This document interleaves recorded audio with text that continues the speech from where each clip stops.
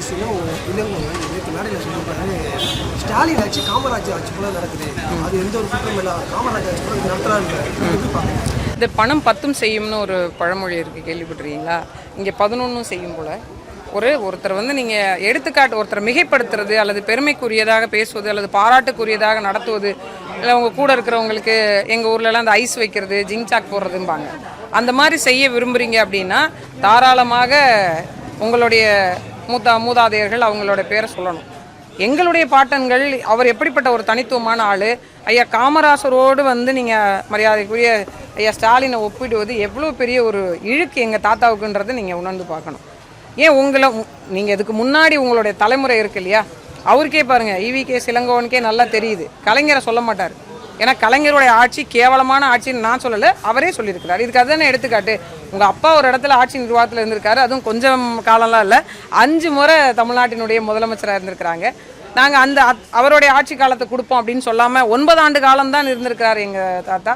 அவருடைய ஆட்சி காலத்தை நீங்கள் கொடுப்பீங்க அப்படின்னா உங்களுடைய ஆட்சி நிர்வாகம் எவ்வளவு சீர்கெட்டு போயிருக்கு, எவ்வளவு கேடுகெட்டு வாய்ந்தது அப்படின்னு வஞ்ச புகழ்ச்சி அணியாக அவர் சொன்னதாக தான் நம்ம பார்க்க முடியுது. ஏன்னா இந்த ஒப்பீடு அப்படிங்கிறது அந்த மனிதனுடைய ஆகச்சிறந்த ஒரு அரசியல். இப்போ எல்லா அரசியல்வாதிகள்ட்டையும் 99 விழுக்காடு பாசிட்டிவ், 1 விழுக்காடு நெகட்டிவ் இருக்க தான் செய்யும். ஆனால் அந்த மாதிரி ஒரு இடத்துல கூட அவரை குறை சொல்ல முடியாத அளவிற்கு நிர்வாகத்தை மக்களுக்கு செய்ய வேண்டிய பணிகளை செய்து கொடுத்தவர் மரியாதைக்குரிய ஐயா எங்களது பெரும்பாட்டன் காமராசர் அவர்கள். அவரோடு வந்து ஸ்டாலினை ஒப்பிடுவது வந்து பெரிய கண்டனத்துக்குரியது. சீமான் போன்ற அரசியல் ஆட்சிக்கு வந்தால் மக்கள் ரொம்ப கஷ்டப்படுவாங்க, பெண்கள் கஷ்டப்படுவாங்க குற்றச்சாட்டு வச்சிருக்காங்க. அதே மாதிரி பரதேசிகள் வந்து வந்தா என்னவாகுமா, ரொம்ப கஷ்டப்படுவாங்க மக்கள், ரொம்ப பெண்கள் கஷ்டப்படுறாங்க, மக்கள் ரொம்ப கஷ்டப்படுவாங்க இவங்களாம் ஆட்சிக்கு வந்தா அப்படின்னு சொல்லியிருக்காரு. சரி, இப்போ எல்லாம் பெண்கள் எல்லாம் வந்து அப்படியே சுகபோக வாழ்க்கை வாழ்றாங்களா, நிம்மதியான வாழ்க்கை வாழ்றாங்களா?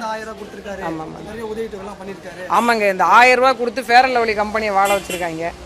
இந்த 1000 ரூபா கொடுத்து தான் நாங்கள் பலன்னு இருக்கிறோம். இந்த 1000 ரூபாயை வாங்கி தான் சாப்பாடு வாங்கி சாப்பிட்றோம். அந்த 1000 ரூபாயை வாங்கி தான் பிள்ளைய படிக்க வைக்கிறோம். அந்த 1000 ரூபா வாங்கி தான் மருத்துவ செலவு பார்க்குறோம். இந்த 1000 ரூபாய் வாங்கி தான் வீட்டுக்கு கூரை போடுறோம். இந்த 1000 ரூபாய் வாங்கி தான் கரண்ட் பில் கட்டுறோம். இந்த 1000 ரூபாய் வாங்கி தான் எல்லா வேலையும் நாங்கள் செய்கிறோம். மாதம் இந்த 1000 ரூபா கொடுக்கறதுல தான் கல்வி, மருத்துவம், எங்களுக்கு தூய குடிநீர், நல்ல உடை, நல்ல பளபளப்பான முகம், ஆடை, ஆபரணங்கள். 1000 ரூபாய் எடுத்துகிட்டு போனோன்னா நான் 60 பவுன் நகை எடுத்துகிட்டு வந்துடுவோம் ஒரு மாதத்துக்கு. 1 கிராம் நகை 7000 ரூபாய் விற்கிறாங்க. ஒரு முந்தா நாள் போய் ஒரு திருமண தேவையான நகை எடுக்க போய் திரும்பி வந்தேன் நான். அப்படி தான் இருக்குது இன்றைக்கி நிலமை. இந்த 1000 ரூபாய் எதை தந்துடும் நீங்கள் நினைக்கிறீங்க? அப்படியே அந்த 1000 ரூபாயை 30 நாளைக்கு பிரிங்க, ஒரு நாளைக்கு 33 ரூபாயை வச்சு மரியாதைக்குரிய ஸ்டாலின் ஐயா அவர்களுடைய குடும்பம் வாழ்ந்துருமா? துர்கா ஸ்டாலின் அவர்களுக்கு இந்த 1000 ரூபாய் போதுமா? சீமான ஆட்சிக்கு வந்தால் வந்து பெண்களுடைய வாழ்க்கையெல்லாம் பறி போயிடுமா? இது வரைக்கும் எத்தனை முறை நாங்கள் ஆட்சியில் இருந்து பெண்களுடைய வாழ்க்கை பறி போயிருந்தவங்கெல்லாம் கூட இருந்து பார்த்தாங்க. உண்மையிலேயே பெண்களை ஒரு சபிக்கப்பட்ட இனமாக மாற்றியதே இந்த குரூப்பு தான். எங்களுக்குன்னு தன்மானம் இருக்குது, எங்களுக்குன்னு சுய உழைப்பு இருக்குது, எங்களுக்குன்னு இந்த நிலத்தில் மதிப்பும் மரியாதையுமாக வாழ வேண்டிய சூழல் இருக்குது. ஒரு பெண்ணுக்கான ஆகச்சிறந்த சுதந்திரம் என்ன தெரியுமா? எப்படியெல்லாம் வாழணும்னு ஆசை இருக்கோ அது மாதிரி வாழக்கூடாதுன்னு ஒரு எண்ணம் இருக்குல்ல, அந்த வாழக்கூடாதுன்னு எண்ணத்தின்படி வாழ முடியாமல் இருக்கணும். அப்படி ஒரு நிலைப்பாட்டில் இது வரைக்கும் பெண்களை வச்சுருக்காங்களா? நீங்கள் 1000 ரூபாய் இலவசமாக கையில் கொடுக்குறத நான் அவமரியாதை நினைக்கிறேன். அதே நேரம் எனக்கான உழைப்பில் ஈடுபடுத்தி உற்பத்தியை பெருக்கி எனக்கான வருமானத்தை நீ அந்த நேரத்தில் கையில் கொடுத்தீங்கன்னா நான் கௌரவையோடு வாங்குவேன். அந்த காசை நெஞ்ச நிமித்தி வாங்குவேன். இதை நான் உழைச்ச பணம்னு வாங்குவேன். நீங்கள் கூணி குறுகி நான் வாங்க வேண்டிய சூழ்நிலைக்கு நீங்கள் கொண்டு வந்து எங்களை தள்ளியிருக்கீங்களா இல்லையா? எங்களுக்கே நல்லா தெரியும், சாராயம் வித்த காசை தான் நீங்கள் கொண்டு வந்து 1000 ரூபாய் எங்கள்கிட்ட கொடுக்குறீங்கன்னு. மாதம் 12000 ரூபாய் என் வீட்டிலேருந்து பிடுங்கிட்டு 1000 ரூபாய் கொண்டாந்து என்கிட்ட திருப்பி கொடுக்குறீங்கன்னு எனக்கு நல்லா தெரியும். இதனால் சீரழிய போகிறது இந்த பெண்களோட வாழ்க்கை. எத்தனை பெண்கள் வந்து இன்றைக்கி இளம் விதவைகள் அதிகமாகிட்டாங்க. நாங்களா சொன்னோம்? உங்களோட ஆட்சி நிர்வாகத்தில் இருக்கக்கூடியவர்களே சொல்கிறாங்க, இப்போ இருக்கக்கூடிய ஆட்சியும் சேர்த்து. மரியாதைக்குரிய கனிமொழி சொன்னாங்க, அது வந்து அதிமுக ஆட்சி காலத்தில். இப்போ 4வது ஆண்டை தொட போகிறீங்க, நீங்கள் நிறுத்தியிருக்கணும்ல. அந்த பெண்களை செம்மாந்து வாழ வச்சுருக்கணும்ல, செழுமையாக வாழ வச்சுருக்கணும்ல. இப்போ வரைக்கும் அடி குடும்ப வன்முறை சட்டத்தில் ஒரு வருடத்துக்கு எத்தனை வழக்குகள் பதிவாகுதுன்னு போய் பாருங்கள். பாலியல் வன்கொடுமை எதிர்ப்பு சட்டத்தில் எத்தனை வழக்குகள் பதிவாகுதுன்னு போய் பாருங்கள். ஆனால் இவங்க சொல்கிறாங்களே பரதேசின்னு, அந்த பரதேசின்னு சொல்லக்கூடிய எங்கள் அண்ணன் சீமான் வந்த பிறகு ஒரு வழக்கு பதிவாச்சுன்னா நீங்கள் என்ன ஏன்னு கேளுங்க. அதுக்கப்புறம் நாங்கள் பார்த்துக்குறோம். பெண்கள் வந்து சுதந்திரமாக சரி எல்லாத்தையும் பேசுகிறாங்க. இந்த பரதேசிகள் நாங்கள் சொல்கிற வார்த்தை ஒரு தடவை கூட நீங்கள் சொல்லிய பெண்களுக்கு சம பங்கீடு அப்படின்னு அரசியல் வாய்ப்புகளை சொல்லவே இல்லையே. எப்படிப்பட்ட ஒரு இது பாருங்கள். இப்போ காசு இருக்கிறவனுக்கும் இங்கே ஒரு பேச்சு, காசு இல்லாதவனை பார்க்குற பார்வையே வேறு. ஏழை எளிய மக்கள்னாலே பரதேசிகள்னு இவங்க முடிவு பண்ணி வச்சுருக்காங்க. ஆனால் சில பரதேசிகளை வாழ வச்ச பரதேசிகளாக தான் நாங்கள் இன்ன வரைக்கும் இருக்கோம். இப்படி பேச வேண்டியது இருக்கா இல்லையா? ஆனால் பேசிட்டு அவங்க நாகரிகம் மட்டும் பேசுகிறாங்க அப்படின்னு அடுத்த வார்த்தைக்கு வர்றீங்க. எங்களை பேச வைப்பது யாருன்ற கேள்வியை வைக்கிறேன். விஜய் சீமான் கூட்டணி 2026 வந்து எப்படி இருக்கு? இல்லை, அண்ணனும் தம்பியும் சேர்றது ஒரு குடும்பம், அவ்வளோதான். இதை வந்து நம்ம எப்படி இருக்கும் அப்படின்னு சொல்ல முடியாது. தமிழக மக்கள் கையில் இருக்கும், அவ்வளோதான். இல்லை, அது வந்து அவரோட விஜய் சொன்னா தானா அந்த மாதிரி இல்லைன்னா வந்து விஜயோட இந்த மாதிரி அண்ணன் அவரோட நான் வந்து கலந்துக்கிறதுக்கு வாய்ப்பு இருக்குது அப்படிங்கிற மாதிரி சொல்லியிருந்தாரு. அந்த மாதிரி அழைப்பு ஏதாவது இருக்காக்கா நீங்கள்? இல்லை, அது வந்து அண்ணன் அதுக்கு அந்த கேள்விக்கான பதில் அண்ணன் சொல்லியிருக்காங்க. ஏன்னா இப்போ அவங்க அழைக்கும் பட்சத்தில் இப்போ ஒரு பெரிய மாநாடு நடத்துகிறாங்க அப்படின்னா ஒரு தம்பிக்கு தன்னோட அண்ணனை அழைக்கணும் அப்படின்ற எண்ணம் இருக்கும் பட்சத்தில் அவர் கண்டிப்பாக கூப்பிடுவார். தனக்கு முன்னோடியாக பார்க்கலாம். இன்னும் சொல்லப்போனால் அரசியல் வழி நடத்துதில்லை, என்னோட அண்ணன் என் கூட இருக்கணும்னு ஒரு தம்பி நினைக்கலாம், அல்லது தம்பி கூட இருக்கணும்னு அண்ணன் நினைக்கலாம்.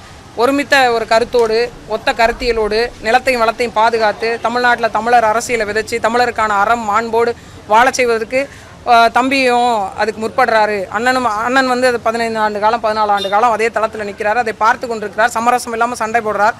இது எல்லாத்தையுமே பார்த்து கொண்டிருக்கக்கூடிய தம்பிக்கு தன் அண்ணனோடு இணைந்து ஒன்றாக நிற்கணும் அப்படின்னு நினைக்கும் பட்சத்தில் இதில் அவர் அழைச்சாங்கன்னா அண்ணன் உறுதியாக போவாங்க. அது அண்ணனே சொல்லியிருக்காங்க இல்லையா? குறிப்பாக வந்து விஜய் சைட்லேருந்து நீங்கள் வந்து ஒரு காலமும் வந்து நாம் தமிழர் கட்சிகளை விமர்சிக்க வேண்டாம், அண்ணன் சீமானையும் நாம் தமிழர் கட்சி விமர்சிக்க வேண்டாம்னு சொல்லியிருக்காங்க அப்படின்னு சொல்லியிருக்காங்க. இது எப்படி பார்க்கலாங்க? இல்லை, அது அவங்களுக்கு தெரியுது. ஏன்னா விமர்சனம் செய்யக்கூடிய அரசியலே நாம் தமிழர் இங்கே செய்யலை. இவங்க இந்த மண்ணுக்கான அரசியலை பண்ணுறாங்க, இந்த மக்களுக்கான அரசியலை பண்ணுறாங்க. இன்னும் சொல்லப்போனால் அடுத்த ஒரு கட்டத்தையும் தாண்டி இவங்க நம்மளோட உடன் பிறந்த அண்ணன் தம்பிகள், நம்ம அண்ணன் தம்பிகளை பகச்சிக்க கூடாது அப்படின்னு அவங்க அந்த காரணத்தின் அடிப்படையில் தான் சொல்லியிருக்காங்க. அதை நீங்கள் சொன்ன மாதிரி ஒரு சூழலுக்கான அடித்தளமாக கூட சொல்லப்பட்டிருக்கலாம்.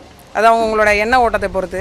அப்படி இருக்கும் பட்சத்தில் அது வரவேற்கத்தக்க ஒன்று. ஆனால் திராவிட கட்சிகள் அதை எப்படி சொல்கிறாங்கனாக்கா, இது மாதிரி விஜய் வந்து அரசியலுக்கு வந்துட்டாருன்னா அந்த முக்கியமான ஓட்டுகள்லாம் வந்து பிரிஞ்சு அண்ணன் சீமானோட ஓட்டுகள்லாம் வந்து விஜய்க்கு போக வாய்ப்பு இருக்குது. இது வந்து பெரிய பாதிப்பு அண்ணன் சீமானுக்கு ஏற்படுத்தும் அப்படிங்கிறாங்க. ஏன் இப்போ நாங்கள் நினைக்கிறோம்னா அவங்க அழுகுறாங்களாமா? என்னப்பா இது கதை? உண்மையிலேயே இங்கே என்ன நடக்குது தெரியுங்களா? ஒரு வெளிப்படையான ஒரு உண்மையை சொல்கிறேன். இங்கே சேரன், சோழன், பாண்டியன் இவங்க 3 பேருமே பங்காளிங்க தான். இவங்க ஒற்றுமையாக இருந்தால் ஏது இங்கே விஜயநகர பேரரசு, ஏது இங்கே முகலாய பேரரசு இங்கே வந்திருக்க வாய்ப்பே இல்லை இல்லையா? இந்த ஒற்றுமையை உடச்சி தான் இதுவ நாள் வரைக்கும் 1000 ஆண்டுகளுக்கு மேலாகியும் தமிழர் நாட்டில் ஒரு தமிழர் நல்ல அரசு அமைக்க முடியாத அளவிற்கான ஒரு வேலையை முதல்ல என்ன செஞ்சாங்க? இந்த பங்காளி சண்டையை தூண்டி விட்டாங்க. பிறகு சாதிய கலவரம், அப்புறம் மத கலவரமாச்சு. ஏன்னா இங்கே தமிழன் ஓர்மித்து ஒரு குடையில் இருந்தான் அப்படின்னா அவனுக்கான அரசியலை அவன் தீர்மானிச்சிருவான். இப்போ நான் தேவனாக இருந்தேன், தேவேந்திரனாக இருந்தேன், கல்லராக இருந்தேன், மல்லராக இருந்தேன், இல்லை பறையராக இருந்தேன், என்னவா இருந்தேன், முதலியாராக இருந்தேன், செட்டியாராக இருந்தேன், நான் இப்படி தனித்தனியாக இருக்க தெலுங்கை தாய்மொழியாக கொண்டவர்கள், ஓங்கோலேருந்து ஓடி வந்தவர்கள்லாம் இங்கே ஆட்சி ஆண்டுட்டாங்க. இன்றைக்கி நான் ஒன்றாகி நான் தமிழன் ஒரு கொடைக்குள்ளே நின்றுட்டேன் அப்படின்னா ஒருத்தர் இங்கே நின்ற முடியுமா? இங்கே வந்து திராவிட வரலாறு அப்படின்னு கருணாநிதியினுடைய வாழ்க்கை வரலாற்று குறிப்புகளை பாட புத்தகத்தில் ஏற்றிட முடியுமா? என் பாட்டன் வஉசி இருக்கும்போது, சின்னமலை இருக்கும்போது, இவங்கெல்லாம் இருக்கும்போது, சிங்காரவேலர் இருக்கும்போது, கக்கன் இருக்கும்போது, ஜீவானந்தம் இருக்கும்போது இவர்களுடைய வரலாற்றையெல்லாம் பாட புத்தகத்தில் வைப்பதற்கு இவங்க இவ்வளவு யோசிக்கக்கூடியவங்க ஐயா கருணாநிதியுடைய வரலாற்றை மட்டும் கொண்டு வந்து உள்ளே வைக்கிறதுக்கான காரணம் என்ன? இங்கே தமிழருக்கான ஒரு ஆட்சி அதிகாரம், அவனுக்கான அரசியல் புரிதல், வரலாறு, கல்வி, கலை, பண்பாடு இவற்றையெல்லாம் சொல்லிக் கொடுத்துவதற்கோ கடத்துவதற்கோ ஒரு பெருங்கூட்டமாக இருக்கணும் அப்படின்றத ஒரு காரணத்தை வச்சு தான் நாம் தமிழர் ஒரு மிகப்பெரிய படையை கட்டி எழுப்பிட்டு இருக்கு. அதுக்கு ஒரு தம்பி தோளோடு தோள் கொடுக்க வர்றாங்க அப்படின்னு அந்த ஒருமித்த ஒரு விஷயம் சேர்ந்துருச்சு அப்படின்னா இங்கே ஒன்று அவங்க செல்லுபடி ஆகாத ஒரு விஷயமா போயிடுவாங்க. ஒரு காகித குப்பை போல் கசங்கி போயிடுவாங்க. அதனால் அதை உடைப்பதற்கு இந்த மாதிரி ஓனாய் வேஷம்லாம் போட்டு ஒரு பக்கம் உட்காந்துட்டு ஆடுவாங்க.